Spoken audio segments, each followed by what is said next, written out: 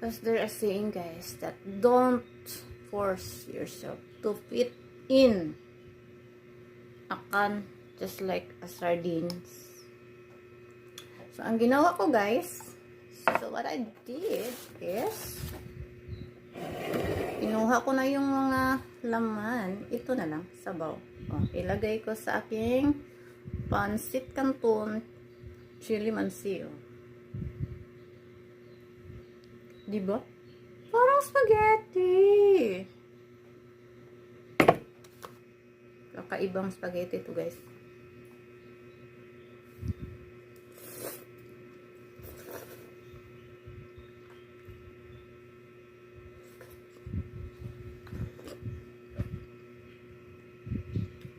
Masarap naman.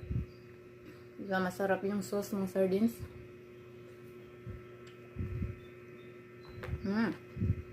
Try nyo nga.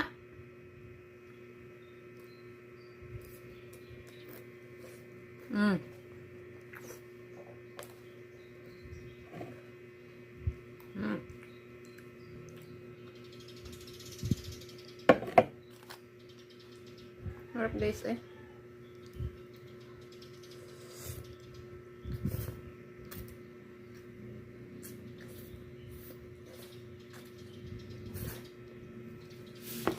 Try natin yung hindi pa natin na-try. Hindi naman ito nakasama kayo. Kasi pareho naman itong nakakain, di ba?